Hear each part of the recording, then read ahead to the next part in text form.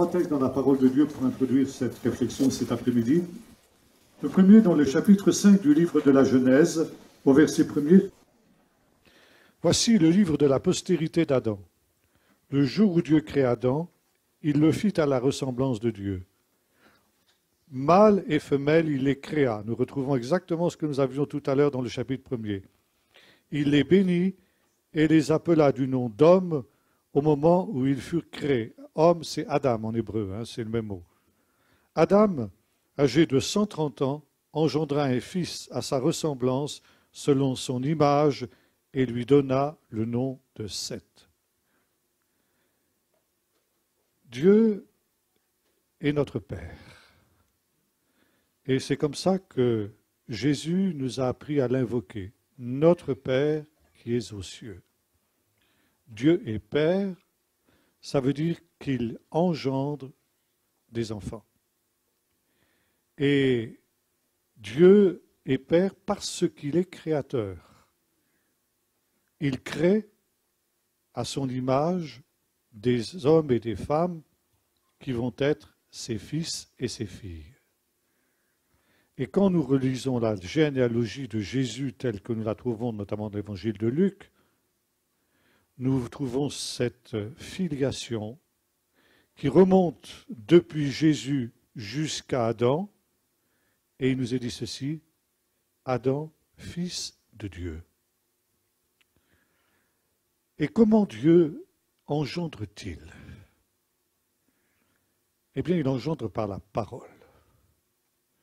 Dieu est créateur par la parole. Et le monde a été créé par 10 paroles. 10 paroles qui nous renvoient au décalogue, aux 10 paroles que l'on trouve dans le chapitre 20 du livre de l'Exode. Et quand Dieu crée par sa parole, quand Dieu engendre par sa parole, donc quand il devient Père, eh bien, il crée à son image. Et commence alors une histoire. Une histoire que nous trouvons ici dans ce chapitre 5 du livre de la Genèse, où il nous est dit, voici le livre de la postérité d'Adam. Mais en hébreu, on peut le lire autrement. Postérité se dit toldot. Et toldot, littéralement, signifie engendrement. Chaîne des générations qui se succèdent les unes après les autres. Et par extension, cela signifie aussi une histoire, de telle sorte que l'on peut traduire ce verset de la manière suivante. Voici le livre de l'histoire de l'homme. Ou encore, voici le livre de l'histoire de l'humanité. La Bible, c'est le livre de l'histoire de l'humanité, et plus particulièrement de cette chaîne des engendrements. Et là, je voudrais lire un autre texte dans le livre du prophète Ésaïe, au chapitre 54. Ésaïe 54, je m'y retrouve là-dedans. Voilà. Verset 11. Malheureuse, battue par la tempête que nul ne console. Voici, je garnirai tes pierres de stuc. Je te donnerai des fondements de saphir. Je ferai tes créneaux de rubis et tes portes d'escarboucle, et toute ton enceinte de pierres précieuses. Tous tes fils seront disciples de l'Éternel, et grande sera la prospérité de tes fils. Nous avons retrouvé à Qumran, parmi les manuscrits de la Mer Morte, un commentaire de ce texte. Et ce commentaire nous dit, il est question ici de la tempête eschatologique. Cette tempête qui doit déferler sur le monde avant l'avènement du règne messianique. Et dans ce temps-là, la communauté sainte, et se considérer comme cela, eux, les gens de Qumran, ce qu'on appelle les Esséniens, sera comme une forteresse qui sera battue par la tempête. Et elle le sera d'autant plus fort que précisément elle est l'assemblée du Seigneur. Mais, comme le dit Jésus, quand il reprend un peu cette même image dans le chapitre 16 de l'évangile de Matthieu, quand il dit à Pierre, sur ce fondement que tu viens de poser, sur le rocher que tu viens de poser, à savoir la déclaration que tu viens de faire que je suis le Messie et le Fils du Dieu vivant, car c'est de cela qu'il s'agit, ça n'est pas Pierre qui est le fondement de l'Église, mais c'est la déclaration de Pierre. Ça veut dire que l'Église ne peut pas être construite sur un autre fondement que cette affirmation que Jésus est le Messie et le Fils du Dieu vivant. Et sur ce fondement-là, dit Jésus, je bâtirai mon Église. Et les portes du séjour des morts, ça veut dire cette tempête eschatologique qui se déchaînera à la fin des temps, ne prévaudront pas contre elle. Et vous avez la même idée dans ce commentaire de Qumran sur ce texte d'Ésaïe 54. La communauté du temps de la fin sera bâtie d'une manière tellement solide que tous les assauts de l'adversaire viendront se briser sur elle. Et elle sera construite avec des pierres qui seront des pierres précieuses. Et ces pierres seront des hommes, des fils. Et là, il y a tout un développement sur le mot fils, père et fils. D'ailleurs, il est question ici de Pierre. Pierre, en hébreu, se dit Even. Et c'est la combinaison de deux mots, Av ou Ben. Av, ça veut dire père, Ben, ça veut dire fils. Par conséquent, une pierre, c'est la combinaison d'un père et d'un fils. Et ici, une pierre, ça se dit plutôt un fils, ça vient de la même racine que le mot even. Even, ça vient aussi d'un mot qui signifie construire, bâtir. Livnot, binyan, tout ça, ce sont des mots qui sont tirés de la même racine. Ce qui veut dire qu'un fils en hébreu, c'est un construit. Il enfante à son image. Et voyez-vous, quand Dieu est Père, il construit le monde. Ça veut dire qu'il est effectivement quelqu'un qui pose des pierres. Et un fils, c'est une pierre, c'est un édifice que l'on construit. Dans la tradition juive, un fils, c'est ça. Ça veut dire que les parents ne sont pas quittes à partir du moment où ils ont donné la vie biologique à l'enfant. Ce n'est que le début. Et le drame aujourd'hui, le drame de notre monde, c'est que les parents ne sont plus des parents. Les pères et les mères ne sont plus des pères et des mères. Ça veut dire des bâtisseurs. C'est ça que ça veut dire un père. Un bâtisseur. Un bâtisseur qui va bâtir son enfant, qui va construire son enfant comme on construit un édifice, comme Dieu a construit le monde au commencement. Si Adam est l'image de Dieu, alors il doit reproduire ce qu'est l'œuvre de Dieu. Dieu a construit par la parole, et par conséquent les pères. Il est le Père céleste qui a construit par la parole, et les fils qu'il engendre deviennent à leur tour des pères, et ceci de génération en génération. Et chaque fois qu'un fils devient père, il doit reproduire l'image de Dieu, il doit reproduire l'œuvre de Dieu, et il doit devenir un bâtisseur. Alors, bâtisseur, c'est évidemment quelque chose qui, aujourd'hui, n'est plus du tout de mise. Les parents ont cessé d'être des bâtisseurs. Excusez-moi, mais pour la plupart d'entre eux, ils sont des géniteurs, et ça s'arrête là. Quand on a donné la vie biologique à l'enfant, on n'est pas quitte. Ce n'est que le début.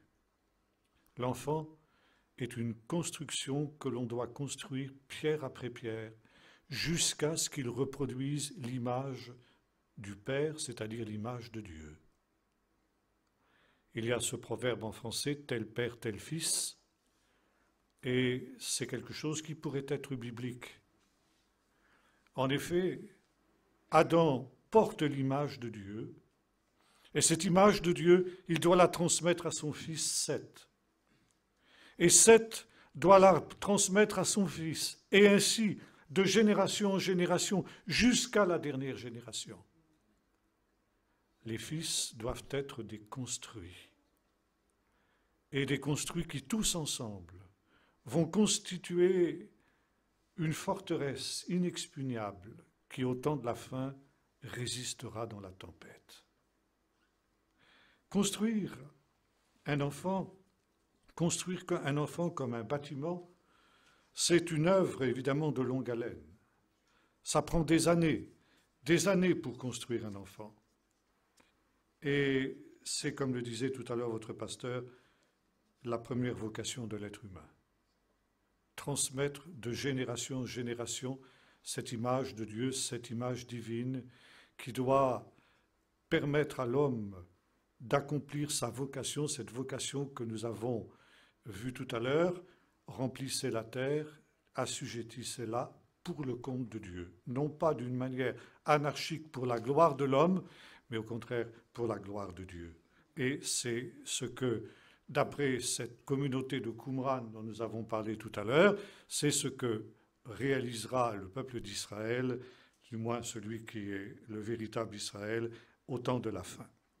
J'aimerais que maintenant nous lisions un autre texte pour maintenant savoir comment arriver à cette construction, à cet édifice, cette édification de l'enfant. Donc, on a le mot en français, édification, c'est la même idée, un édifice, une construction, un édifice édifié.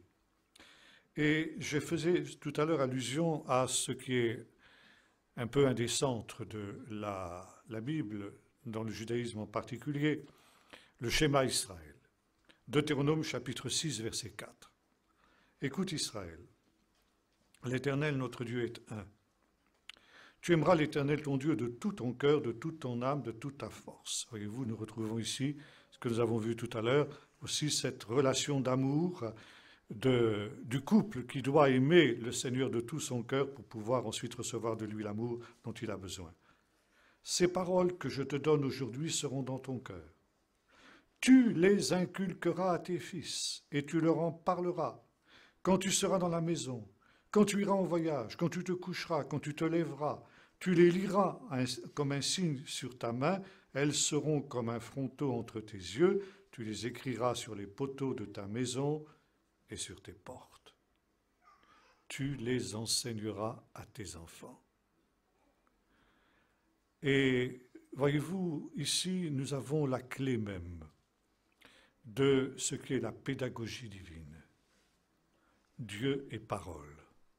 Au commencement était la parole était avec Dieu et la parole était Dieu. C'est par elle que le monde a été fait, nous dit l'apôtre Jean. Et rien de ce qui a été fait n'a été fait sans elle. Et en elle était la vie est la lumière des hommes. Donner la parole de Dieu, communiquer la parole de Dieu, c'est communiquer la vie, parce que la parole de Dieu est vie. Elle est vie et lumière. Et par conséquent, le devoir numéro 1 des parents, c'est justement d'enseigner la parole de Dieu. Nous célébrons ces jours la Pentecôte. Et avant d'être, on en parlera demain, la fête du don du Saint-Esprit, la fête de Pentecôte, c'est la fête du don de la Torah. C'est en effet 50 jours après la sortie d'Égypte que le peuple d'Israël, rassemblé au pied du mont Sinaï, a reçu la Torah, la parole de Dieu. Et la parole de Dieu, la Torah, ça signifie en hébreu non pas la loi, comme on le traduit généralement, mais l'instruction, l'enseignement. Dieu donne un enseignement à son peuple. Et ce jour-là, d'après la tradition juive, eh bien, le peuple d'Israël est un peuple nouveau-né. Vous trouvez ça dans le psaume 102. Il naît à la vie de Dieu. Il naît à la vie de Dieu parce qu'il entend la parole de Dieu. Et cette parole fait de lui un nouveau-né. La Torah est ce premier pas, en quelque sorte, dans la vie de Dieu que le peuple d'Israël fait, comme un enfant fait ses premiers pas dès qu'il apprend à marcher. Maintenant, évidemment, Israël va devoir progresser dans cette vie. De la même manière qu'un enfant qui a fait ses premiers pas, il n'est pas au bout. Il n'est qu'au commencement, il n'est qu'au début. Au pied du mont Sinaï, le peuple d'Israël est au début seulement. Et ce n'est pas sans raison que Moïse avait été envoyé par le Seigneur auprès du Pharaon avec cette parole, « Israël est mon fils, mon premier-né ». Et dans le livre du prophète Osée, nous retrouvons cette idée où le Seigneur instruit Israël comme un père instruit son enfant. Et par conséquent, le peuple d'Israël est un exemple d'une pédagogie absolument extraordinaire. Il faudrait des heures et des heures pour en parler. On peut dire que le peuple d'Israël est une immense école, une formidable école, où l'Israélite va à l'école depuis son plus jeune âge jusqu'à son dernier souffle. On n'a jamais terminé d'apprendre et de grandir, d'être édifié, d'être construit parce que l'on est fils de Dieu. Jusqu'à ce que nous arrivions, comme dira l'apôtre Paul, qui reprend cette image dans l'épître aux Éphésiens, jusqu'à ce que nous arrivions à l'état d'homme fait, à la mesure de la stature parfaite de Jésus qui est le modèle, qui est le Fils par excellence, qui est le Fils accompli. Et c'est cette image que Dieu veut reproduire dans la vie de ses enfants par sa parole. Et il y a dans, disons, la pédagogie biblique, à l'époque de Jésus notamment, il y a trois dimensions. D'abord, ce que j'appellerais la maison familiale, où le père engendre des fils par cette parole par laquelle il le construit, il le bâtit. Deuxièmement, une maison nationale, c'est-à-dire ce qui correspond à l'école chez nous, parce que bien avant que M. Jules Ferry invente l'école laïque, républicaine et obligatoire et gratuite, le peuple d'Israël avait inventé l'école. Et puis la troisième étape, c'est la maison céleste, où on reçoit l'enseignement du Père céleste, c'est-à-dire de Dieu lui-même. Dans la tradition juive espagnole qui date du Moyen-Âge, un ouvrage qu'on appelle le Zohar, il est question d'un Dieu aussi. On ne dit pas il y a trois personnes, mais il y a trois faces. On appelle ça en hébreu trois partsoufim. Et ces trois faces de Dieu, qui finalement correspondent grosso modo à ce que la théologie chrétienne appelle la Trinité, sont celles-ci. Dieu, le Père, ce que nous appelons le Père, il est le parlant. Et le Messie, c'est la parole. Vous retrouvez ça dans le prologue de Jean. Au commencement était la parole était avec Dieu. Et puis vous avez l'Esprit, le souffle. Le souffle qui va permettre de comprendre la parole de Dieu. Et nous retrouvons finalement ces trois étapes, la maison familiale, la maison nationale et puis finalement la maison céleste. Je voudrais d'abord parler de la maison familiale. On a souligné tout à l'heure l'importance de la famille. Et la famille est absolument nécessaire. Un couple uni est absolument indispensable pour le développement harmonieux de l'enfant. Si l'enfant se trouve dans un foyer désuni, il aura tôt ou tard des problèmes. Et c'est malheureusement ce qui se passe. Et prétendre, comme le font aujourd'hui les psys de tout ordre, que le bien vécu et bien préparé, le divorce n'est pas un traumatisme pour l'enfant, c'est absolument faux. L'enfant est toujours traumatisé quand ses parents se séparent. Et ça, c'est justement quelque chose qui est absolument central dans la tradition juive et ce qui a permis la persistance du peuple juif au travers de toute son histoire et de toutes les vicissitudes qu'il a connues dans son histoire, les persécutions et tout ce qui s'ensuit, c'est parce que la cellule familiale est toujours restée unie. Parce qu'il y a eu de génération en génération cette transmission de la parole de Dieu. J'ai eu l'occasion d'entretenir avec des spécialistes de ces questions-là et ils étaient unanimes pour affirmer justement que c'est ce qui avait permis au peuple d'Israël de se maintenir pendant toute son histoire. D'après une ancienne tradition, Dieu a créé le monde selon la Torah, selon les préceptes de la Torah. C'est pourquoi les 10 paroles par lesquelles Dieu a créé le monde correspondent aux 10 paroles du Décalogue. Et là, nous retrouvons cette idée de ces engendrements dont nous parlions tout à l'heure. Croissez, multipliez, remplissez la terre et assujettissez-la. Et encore une fois, lorsque l'enfant, les parents ont donné la vie biologique à l'enfant, ils doivent l'enseigner par la parole. La parole est centrale parce que Dieu est parole. Et il doit y avoir un dialogue permanent entre les enfants et les parents. Et un des drames de notre temps, c'est que ce dialogue n'existe plus, et notamment au moment de l'adolescence. Et dès le plus jeune âge de l'enfant, les parents doivent lui enseigner les choses de Dieu, on l'a dit tout à l'heure dans le schéma. Ces commandements que je te prescris aujourd'hui, tu les enseigneras à tes enfants. Tu les enseigneras quand tu seras à table, tu les enseigneras quand tu te lèveras, quand tu te coucheras, quand tu seras en voyage. Autrement dit, tu utiliseras toutes les circonstances de la vie pour enseigner à tes enfants les choses de Dieu. Ça, c'est essentiel. C'est comme ça que tu le construiras, c'est comme ça que tu le bâtiras. Et il y a toute une pédagogie qui a été développée à partir justement de ces différentes références que le Seigneur fait dans le schéma aux manières d'enseigner les enfants dans toutes les circonstances de l'existence. Et l'enfant, logiquement, restait avec sa mère jusqu'à l'âge de 3 ans, à l'époque biblique.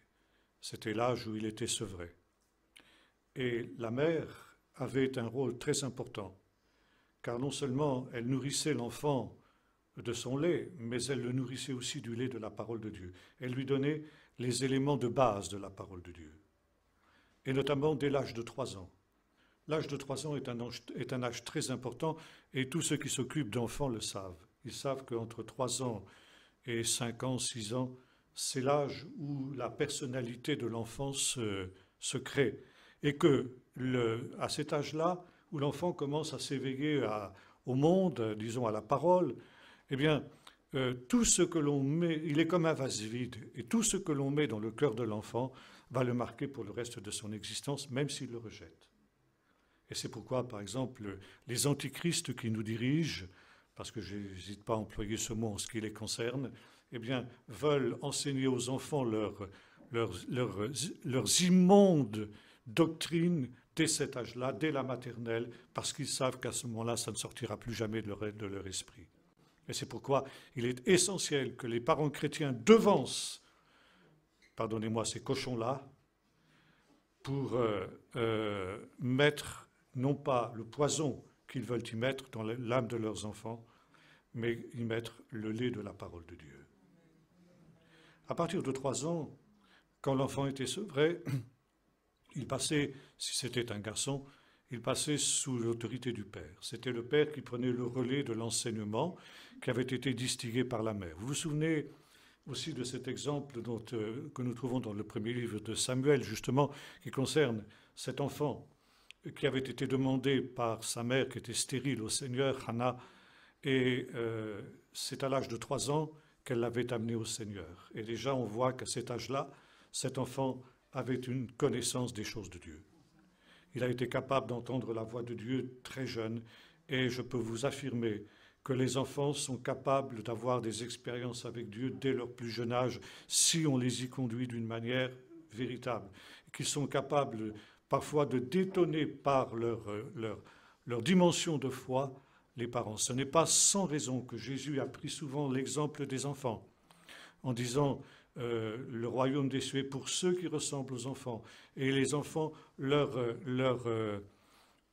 ange voit le Père constamment. Il n'est pas de la volonté de Dieu qu'aucun de ces petits ne périsse. Et là, nous avons des promesses extraordinaires qui nous sont données par le Seigneur au sujet de nos enfants. Ce n'est pas la volonté de Dieu qu'un seul périsse. Et c'est la raison pour laquelle, logiquement, je dis bien logiquement, si nous faisons ce que nous devons faire, tous les enfants de chrétiens devraient se convertir, à part quelques rares exceptions. Mais évidemment, il faut construire comme de sages architectes. C'est ce que Paul aussi nous rappelle. Il y a des fondements qui sont apposés et ensuite il faut construire. Et donc, le père de famille, disais-je, reprend le relais à partir de l'âge de 3 ans, 4 ans.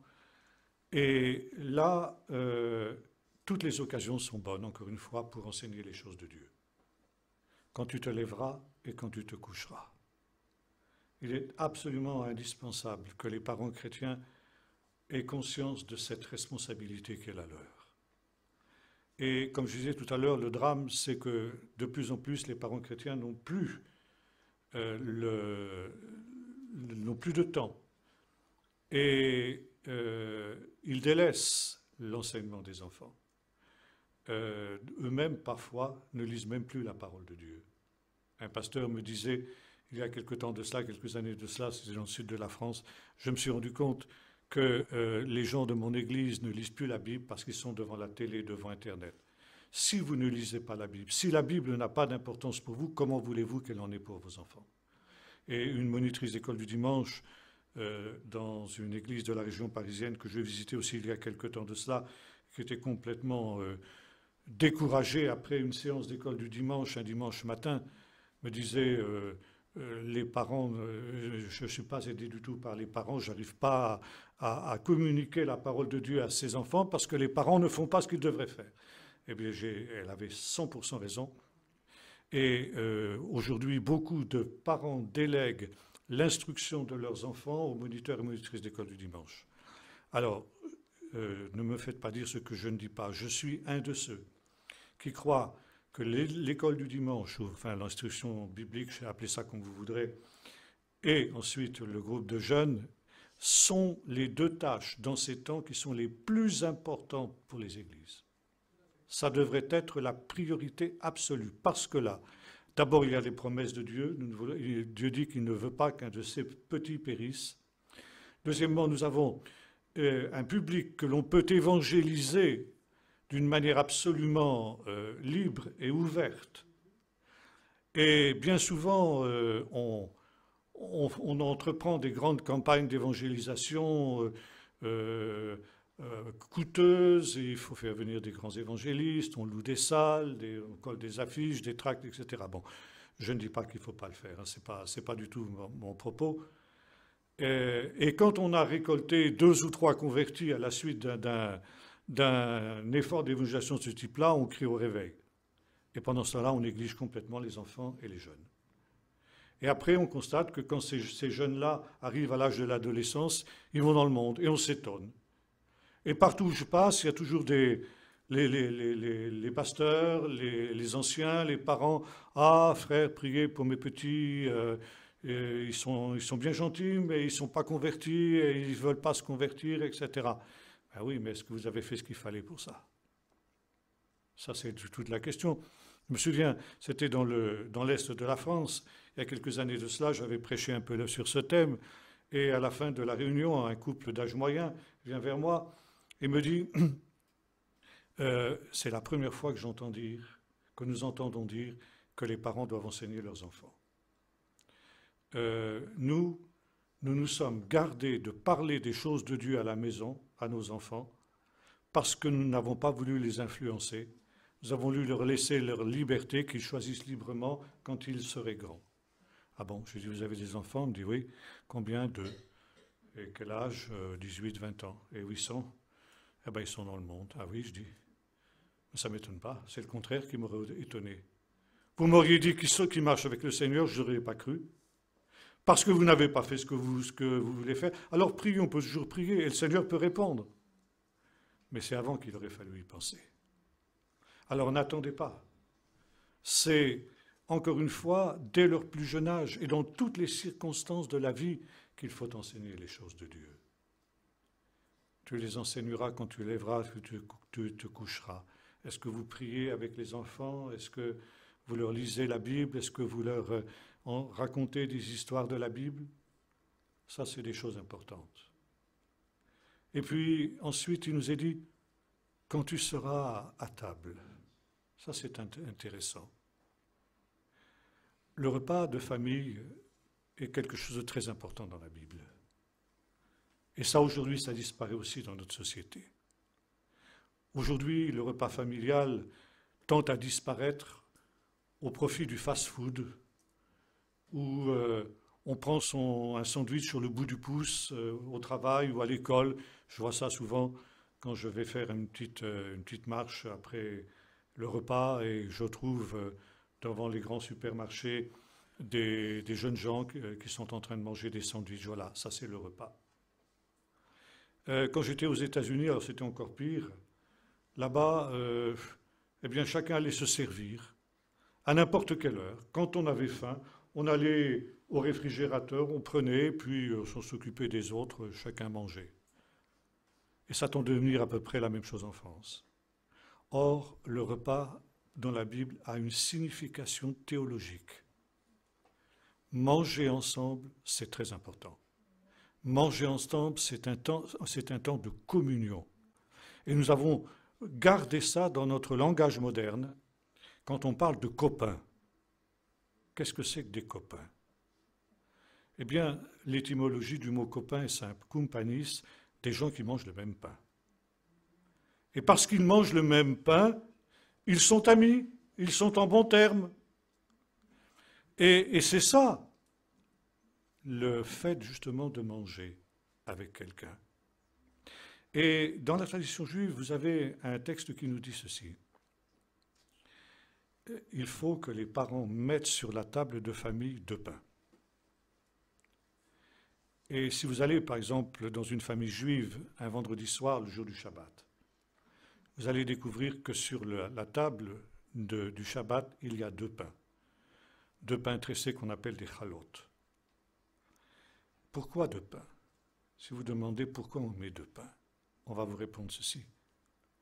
Parce que le premier pain, c'est le pain de la terre, et le deuxième, c'est le pain du ciel. Et les parents doivent donner à leurs enfants 2 pains. Ils doivent mettre sur la table de famille ces 2 pains, en permanence. Le premier pain, le pain de la terre, le pain, ça représente tous les besoins de l'enfant. La nourriture, le vêtement, l'éducation, le toit, enfin bref, tout ce qui sont les besoins de l'enfant. Et comme le dit Paul à Timothée, si quelqu'un n'a pas soin des siens, il a renié la foi, il est pire qu'un infidèle. C'est normal que les parents, y compris les parents chrétiens, d'abord les parents chrétiens, je dirais même, pourvoient aux besoins matériels de leurs enfants. Mais, hélas, beaucoup de parents chrétiens s'en tiennent là. Or, il faut mettre un deuxième pain sur la table, le pain du ciel. Et le pain du ciel, c'est Jésus qui nous en a donné la définition, et il a repris tout simplement ce qu'était la tradition juive à ce sujet. Le pain du ciel, c'est la parole de Dieu. Et le repas de famille est le moment privilégié pour s'entretenir des choses de Dieu. Vous avez remarqué dans l'Évangile combien Jésus enseignait quand il était à table. Jésus fut invité par un pharisien, puis quelqu'un lui pose une question, et Jésus commence à enseigner des paraboles. Le repas est le moment privilégié pour les échanges libres. Là, les enfants peuvent interroger les enfants.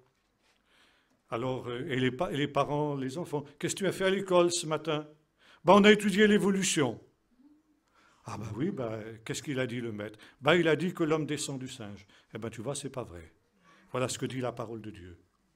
Alors je ne prétends pas évidemment que tout repas de famille doit devenir une étude biblique, ce n'est pas du tout ce que je veux dire. Mais justement, des questions comme ça permettent de préciser un certain nombre de choses. Et c'est très important ce moment de communion que les parents et les enfants peuvent avoir autour de la table familiale. Et vous avez un texte dans la tradition juive qui nous dit ceci, ça va très loin. Si 2 ou 3 ont mangé le pain de la terre et ne se sont pas entretenus des choses du ciel, c'est comme s'ils avaient mangé à la table des démons. Mais si 2 ou 3 ont mangé le pain de la terre et se sont entretenus des choses du ciel, c'est d'eux qu'il est dit, je leur ai donné le pain du ciel à manger.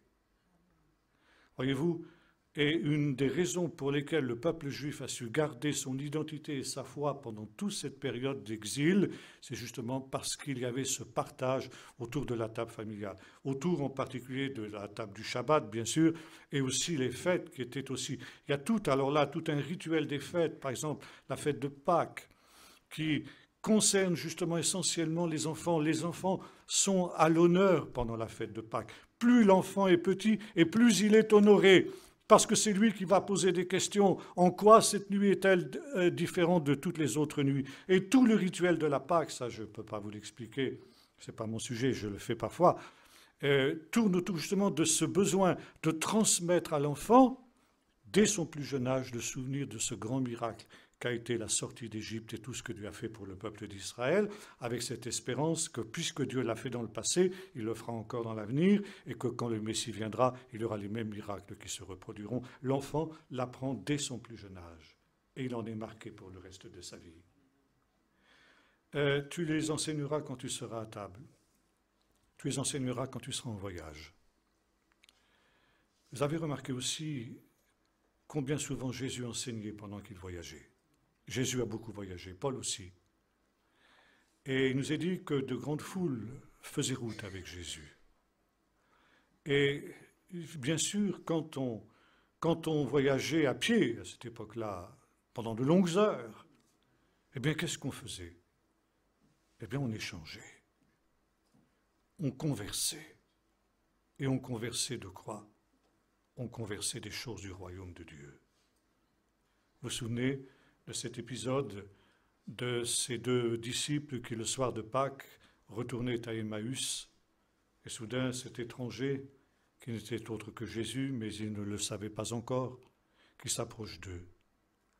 Et pendant, disons, à peu près 3h30 à 4h, parce que c'est à peu près le temps qu'il faut pour faire la distance de Jérusalem à Emmaüs à pied, pendant 3h30 à 4h, Jésus leur a fait une étude biblique extraordinaire. Il leur expliqua dans toutes les Écritures ce qui le concernait, pendant qu'il marchait. Et il y a dans la tradition juive aussi une autre idée, c'est que cet enseignement de père à fils, cette transmission de la vie, cette transmission en même temps du souffle, parce que la parole de l'homme, c'est l'homme même, c'est lui-même. Je suis ma parole. Et cette parole, elle est accompagnée du souffle de vie, de l'esprit. C'est l'esprit qui donne vie à cette parole. Et lorsque le père enseigne à son enfant justement ces choses extraordinaires qui sont les paroles de Dieu qui vont lui donner la vie, eh bien, il le construit pierre après pierre. Il ajoute tous les jours une pierre sur l'autre jusqu'à ce que l'enfant ait atteint la mesure parfaite de l'image du Messie, c'est-à-dire finalement de Dieu lui-même. Maintenant, il y a une autre idée dans le judaïsme. C'est que on peut devenir un père spirituel sans être obligatoirement un père physiologique, disons biologique. Et il y a cette parole qu'on trouve dans la tradition juive, celui qui enseigne au fils de son prochain une parole de Dieu, cela lui est considéré comme s'il l'avait lui-même engendré. Et ça, vous retrouvez ça dans le Nouveau Testament aussi à de très nombreuses reprises. Par exemple, Paul appelle Timothée son enfant. Ce n'est pas son fils, biologiquement parlant. Mais c'est lui qui lui a enseigné la parole de Dieu. Et par conséquent, il devient spirituellement son fils. Vous retrouvez ça aussi dans l'Épître aux Galates, où Paul déclare à ces enfants rebelles que sont les Galates, mes petits-enfants, pour lesquels j'éprouve à nouveau les douleurs de l'enfantement, jusqu'à ce que le Messie soit formé en vous. Parce que, quand bien même vous auriez 10 000 maîtres, vous n'avez qu'un seul Père. C'est moi, par ma parole, qui vous ai engendré à la vie de Dieu. C'est moi qui vous ai annoncé l'Évangile. Par conséquent, spirituellement parlant, je suis votre Père. Vous vous souvenez aussi de ce petit billet envoyé à Philémon, où Paul prend le parti de cet esclave fugitif qui était Onésime, auquel il avait enseigné l'Évangile et qui s'était converti. Par conséquent, il le renvoyait à Philémon, son maître. Et il lui dit, je te le renvoie, moi, mon enfant que j'ai enfanté dans les chaînes. Onésime, par le fait qu'il lui avait annoncé la parole de Dieu, était devenu son enfant. Quand il parle aussi à Timothée, il lui dit, voilà, ce que tu as entendu de moi, transmets-le à des hommes fidèles, qui soient capables à leur tour de l'enseigner à d'autres. Il y a toute une chaîne, toute cette chaîne des toldotes, ces engendrements, non seulement biologiques, mais également spirituels, par la parole de Dieu, on crée, on engendre, on continue ce qu'était l'œuvre de Dieu et on accomplit la mission que Dieu a confiée à l'homme au commencement, soyez féconds, multipliez, remplissez la terre. Et quand Jésus donne à ses disciples ce qu'on appelle la grande commission, aller dans le monde entier, prêcher la bonne nouvelle à toute la création jusqu'aux extrémités de la terre, c'est justement l'accomplissement aussi de cette parole. Croissez, multipliez, remplissez la terre de la connaissance de la parole de Dieu. Vous trouvez ça aussi dans le livre des Proverbes.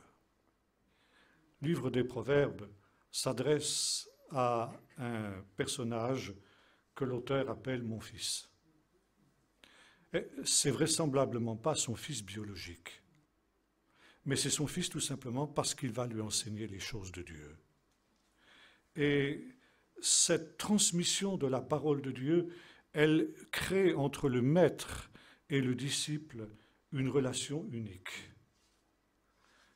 Et le maître d'un disciple est considéré comme si c'était un véritable père. On a pour son maître le même respect que celui qu'on a pour un père. Et le disciple est aussi considéré comme un fils au point que les deux mots sont quasiment synonymes. Et tout à l'heure, dans le texte d'Ésaïe 54 que nous avons lu, on a retrouvé ce parallèle. Tous tes fils seront disciples de l'Éternel. Et quelqu'un qui est un instruit, eh bien c'est un fils, c'est un construit, c'est un bâti, c'est exactement la même racine. Ça, c'est la tradition familiale. Je pourrais parler encore longtemps, mais je vois que mon temps passe. Alors, je voudrais aborder le deuxième point, la tradition nationale, c'est-à-dire l'école. Au moment du drame de Babel, de l'exil à Babel, il y a risque de ce que la parole de Dieu, la religion juive disparaisse. Alors on va créer une institution tout à fait particulière qui s'appelle la synagogue. Synagogue, synagogé, Bet Knesset en hébreu, ça veut dire lieu de rassemblement. Là, le peuple d'Israël va se rassembler pour étudier la parole de Dieu et pour la conserver, pour qu'elle se transmette jusqu'au moment où le Seigneur mettra fin à l'exil de son peuple et le ramènera dans son pays. Alors, c'est un endroit où, bien sûr, on prie, où l'on étudie la parole de Dieu, mais c'est aussi un endroit où on enseigne aux enfants les choses de Dieu. Et voyez-vous, c'est le début de l'école. C'est pour ça que je vous dis que vous voyez que Jules Ferry, il est largué depuis longtemps, et même Charlemagne. Et donc, l'école, eh bien, elle commence, alors disons, c'était pour les garçons, les filles n'avaient pas droit à cet enseignement-là, mais bon, c'était la coutume de l'époque comme ça. Mais à partir de 4 ans, 3-4 ans, les enfants commençaient à aller à l'école. Et là, ils commençaient à étudier la parole de Dieu. On n'allait pas à l'école pour savoir lire, compter et se débrouiller dans la vie, mais c'était surtout pour pouvoir lire et étudier la parole de Dieu. Et bien sûr, on commençait par apprendre l'alphabet. Et il y a un texte dans les écrits rabbiniques qui dit ceci. le monde est suspendu aux lèvres des enfants qui apprennent l'alphabet. Ça veut dire que l'instruction des enfants est tellement importante que l'avenir du monde et la destinée du monde en dépend. Alors, on avait des moyens très particuliers pour pouvoir enseigner aux enfants l'alphabet, mémoriser l'alphabet. Alors le maître écrivait au tableau les lettres de l'alphabet avec du miel. Et l'enfant qui était capable de les lire avait le droit d'aller les lécher.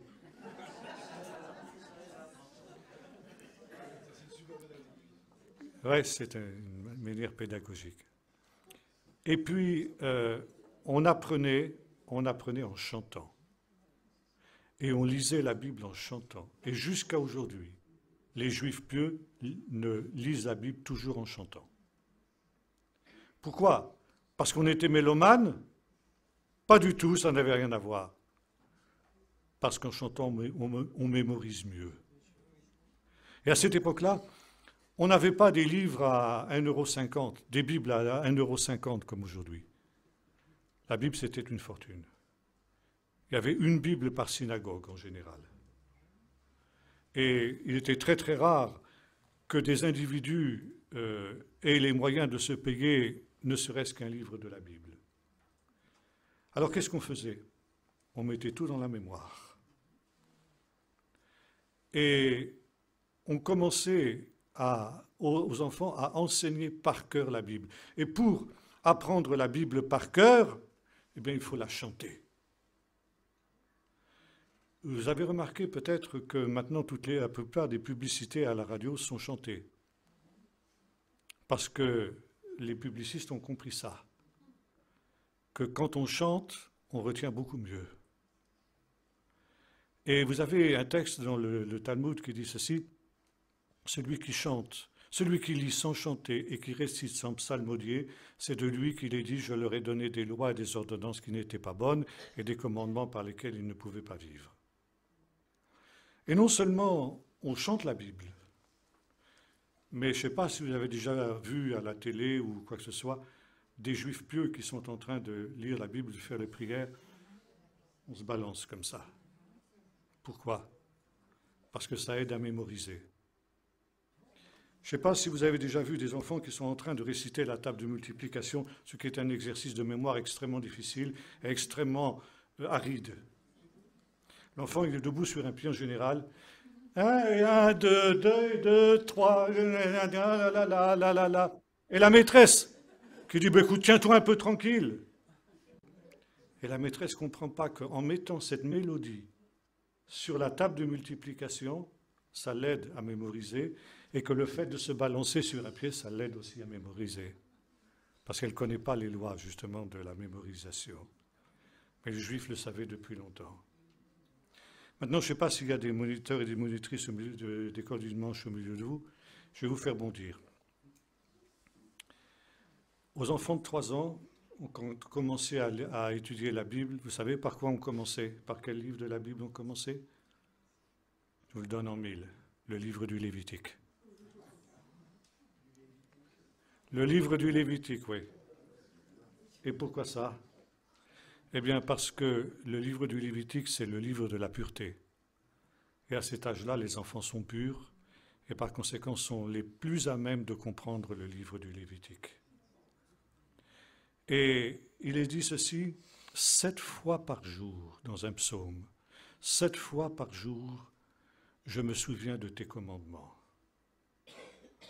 Et l'habitude était que 7 fois par jour, on apprenne un verset de la Bible à ses enfants à partir de l'âge de 4 ans. Et à certains moments bien précis de la journée, de leur travail, parce qu'ils n'allaient pas à l'école toute la journée, ils travaillaient avec les parents aussi, eh bien, ils devaient s'arrêter et réciter leur verset jusqu'à 7 fois par jour. Et le lendemain, ils récitaient le même verset, ils en ajoutaient un deuxième, 7 fois par jour aussi. Le 3e jour, on ajoutait un 3e verset. Et on appelait ça « enfiler des perles sur un collier ». Les versets de la Bible, je ne sais pas si vous les avez remarqués, sont ciselés comme des joyaux, surtout si vous les lisez en hébreu. Et il y a souvent dans l'hébreu des points d'ancrage de la mémoire qui sont là expressément parce qu'ils sont des repères au point de vue de la mémorisation de la Bible. Et c'est la même chose dans le Nouveau Testament. Et au bout d'un certain temps, l'enfant avait un magnifique collier de perles. Ça veut dire qu'il était capable de réciter des textes de la Bible entiers. Et encore aujourd'hui, chez les juifs ultra-religieux, vous retrouvez ça. Vous pouvez demander par exemple à un enfant de 10 ans, 12 ans, récite-moi le psaume 119. Il va vous le ressortir sans une hésitation, depuis le premier verset jusqu'au dernier verset. Et si vous voulez, on avait développé, le peuple d'Israël avait développé une mémoire absolument phénoménale. Et ça, c'était un des éléments essentiels de l'intelligence.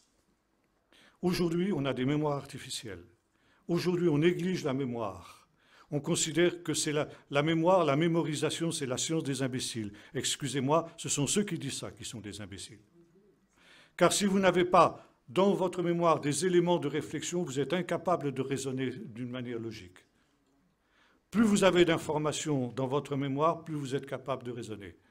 Et par conséquent, la mémorisation est un des éléments essentiels de l'intelligence.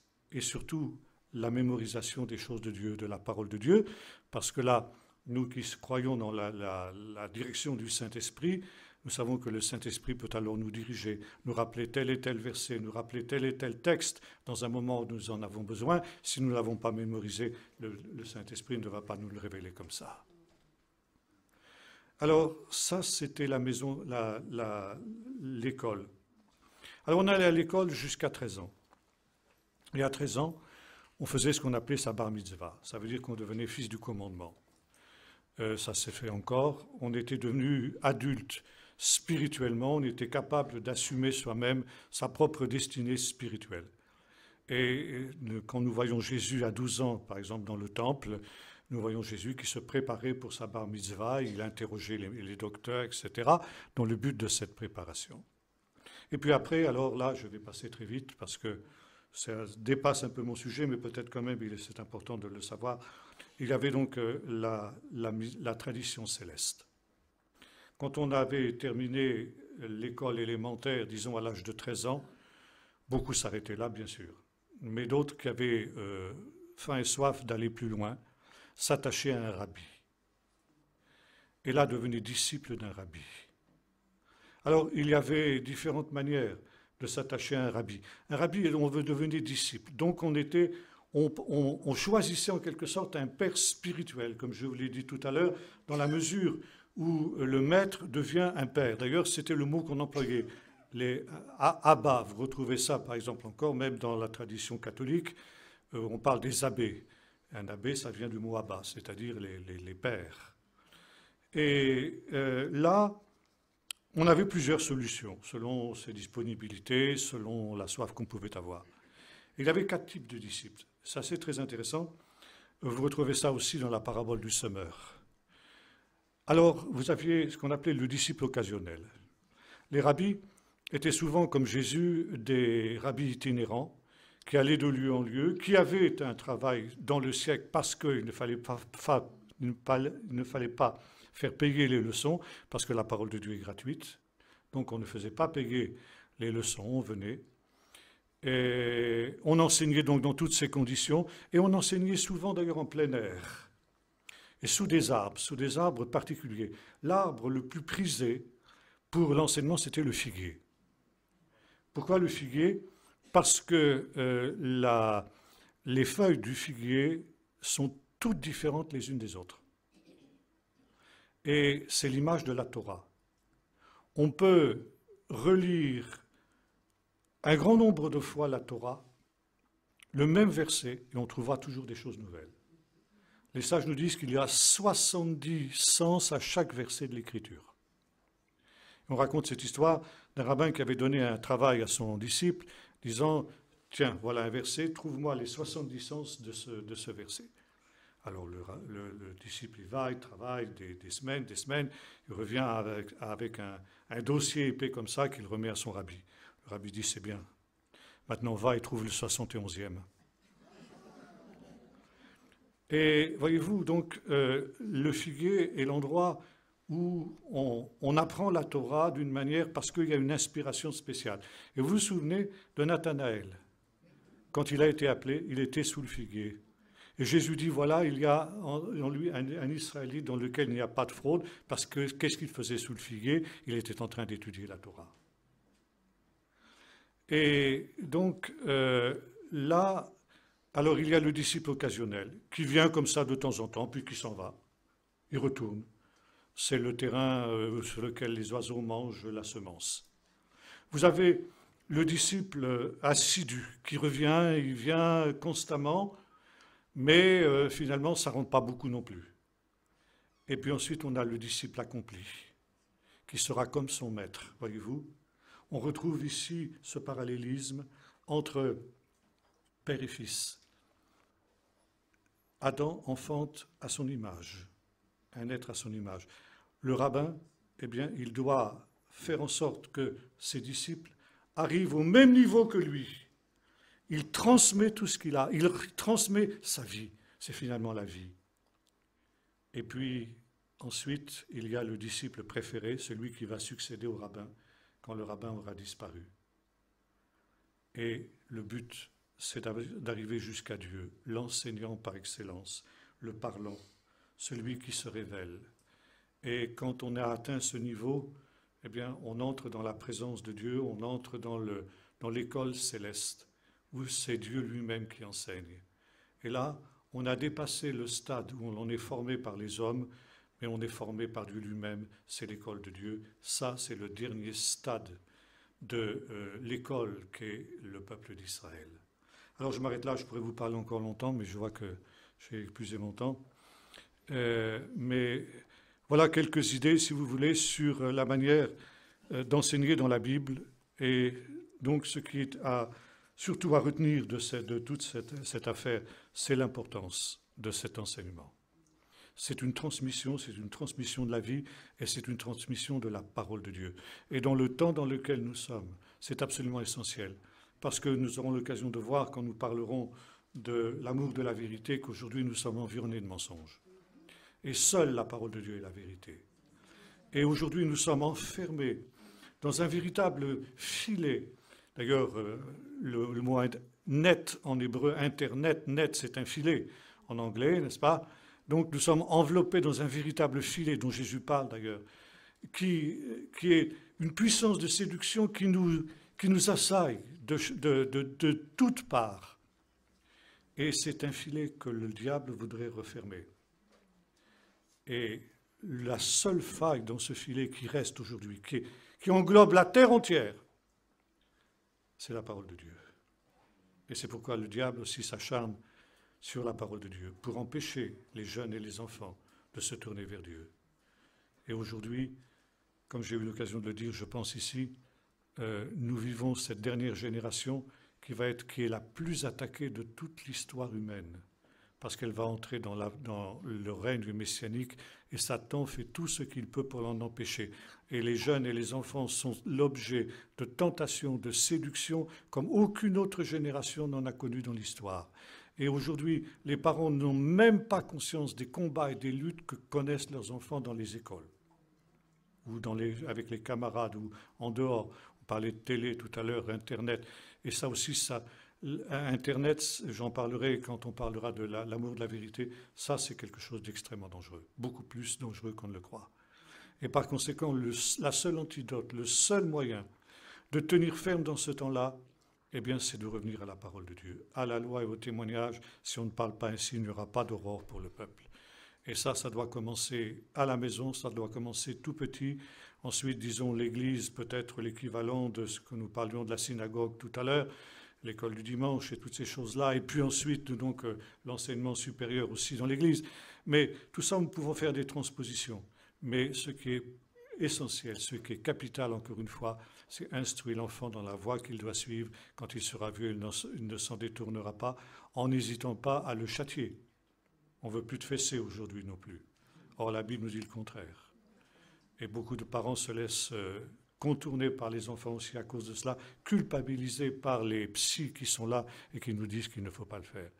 Alors aujourd'hui, il faut reprendre la parole de Dieu, exactement ce qu'elle dit. Et si nous appliquons la parole de Dieu, eh bien, Dieu sera fidèle et il accomplira ses promesses, nos enfants se tourneront vers le Seigneur. Ça, je peux le dire pour notre propre expérience. Je peux le dire aussi chaque fois que j'ai vu des parents qui faisaient ce qu'ils devaient faire, je retrouvais les enfants plus tard qui marchaient avec Dieu. C'est une règle générale. Il peut y avoir quelques exceptions, mais d'une manière générale, c'est ainsi. Alors ça, c'est la chose importante. Après, avec le couple, ça, ce sont les 2 points du combat actuel, les 2 points essentiels. Nous allons prier. Seigneur notre Dieu, merci parce que tu es notre Père qui est dans les cieux. Et par ta parole, Seigneur, tu as créé toutes choses et tu nous as créés par ta parole. Tu nous as créés à ton image. Et nous qui sommes tes fils, nous sommes devenus aussi pères et mères de nos enfants.